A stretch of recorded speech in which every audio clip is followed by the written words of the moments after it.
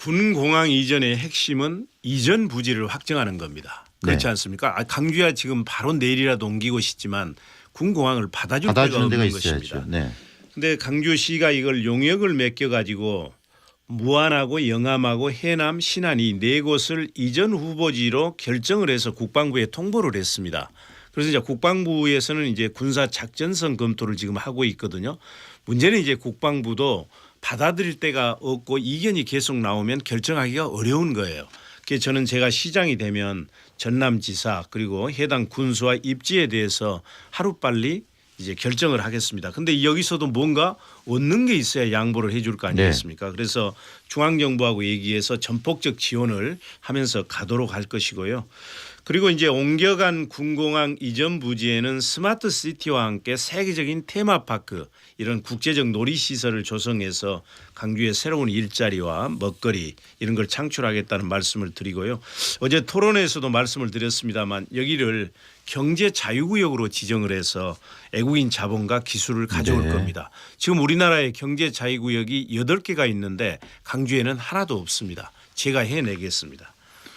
공항 이전과 관련해서는 군공항과 민간공항을 동시에 이전해야 한다. 이런 게 주류긴 하지만 일부에서는 민간공항은 광주에 존치시켜야 한다. 관광, 지역 경제를 위해서 접근성 차원에서 이런 의견도 있는데 여기에 대해서는 어떻게 조율을 하실 겁니까?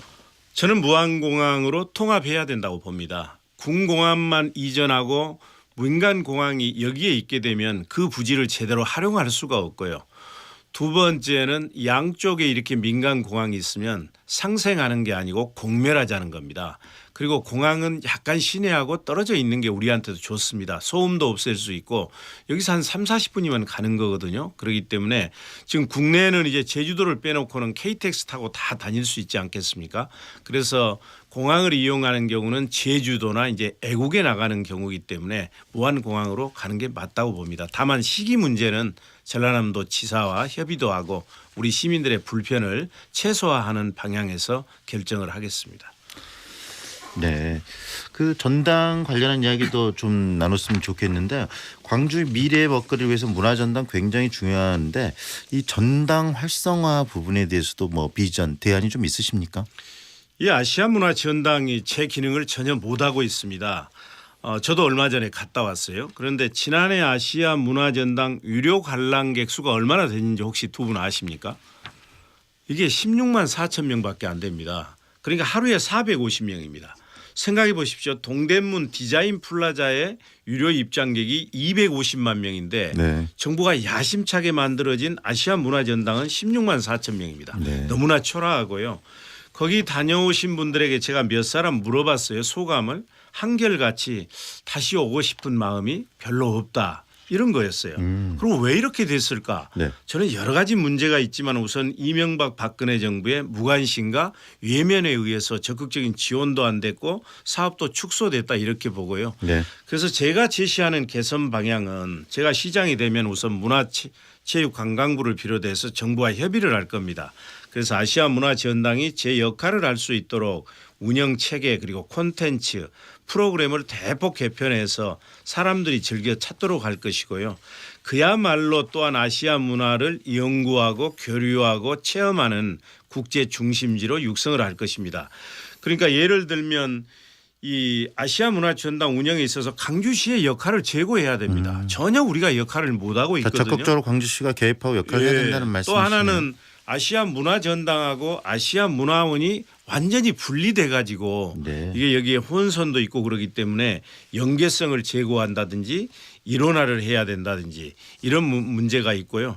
또 하나는 이제 7대 문화권 사업이 5대 문화권 사업으로 이렇게 조정되지 않습니까? 여기에 돈을 정부가 얼마 쓴다고 발표를 했냐면 1조 1188억을 쓰겠습니다 이랬는데 내려온 돈은 겨우 1621억입니다. 네, 그러니까 14%밖에 안 쓴 네. 거예요. 그래서 앞으로 해야 될 일은 5대 문화권 사업을 활성화시켜야 됩니다. 네, 이렇게 이야기를 나누다 보니까 시간이 많이 갔는데 하나만. 혹시 예. 궁금한 거 질문 마지막 던져주시죠. 지금 정부하고 광주시의 역할 또 책임 많이 얘기를 해 주셨는데 물론 중요하죠. 아무리 강조해도 지나치지 않는데. 그런데 가장 중요한 건 문화전당을 비롯해서 광주가 발전하지 못하는 이유로는 그동안 지역을 이끌어온 정치인들의 정치 리더들의 무능, 이를테면 리더십 부재라고 할까요? 물론 모든 정치인들을 일반화할 수는 없겠지만 이용섭 후보께서도 광주의 대표 정치인 중에 한 분이시고 국회의원을 재선을 하셨으니까 광주 현안에 대해서 얼마든지 의견을 개진을 하고 정책을 만들어내고 끌어갈 수 있으셨거든요. 이런 지적에 대해서는 어떻게 답변을 하실 겁니까? 네. 후보님 지금 시간이 다 돼서 이 질문을 마지막 질문으로 해서 그 이야기해 주시면서 본인의 입장까지 전체적인 비전까지 정리를 한번 해 주시죠. 예, 동의합니다. 저는 뭐 정치권의 책임이 있다고 생각을 하고요. 이제 국회의원들의 책임도 크지만 그보다는 저는 시장의 역할이 더 중요하다 하는 말씀을 드리고요. 앞으로 저도 분발을 하겠습니다. 제가 시장이 되면. 존경하는 시민 여러분, 저는 그동안 김대중, 노무현, 문재인 세 번의 민주 대통령을 모시고 많은 국가적 과제를 해결했습니다. 이제는 강주 시민을 모시고 강주를 대한민국의 중심 도시로 우뚝 세우고 싶습니다. 이번이 저의 마지막 도전입니다. 강주를 얼마나 사랑했으면 세 번씩이나 출마를 했겠습니까? 강주 시민의 삶을 바꾸는 첫 일자리 경제시장이 되겠습니다. 시민 여러분께서 각종 비방과 모함으로부터 저 이용섭을 지켜주십시오. 내일 18일부터 20일까지 민주당 경선 전화 투표가 있습니다. 핸드폰 전화를 꼭 받으셔서 꼭 저 이용섭을 선택해 주십시오. 감사합니다. 네, 지금까지 이용섭 광주시장 더불어민주당 예비후보와 이야기를 나눴는데요.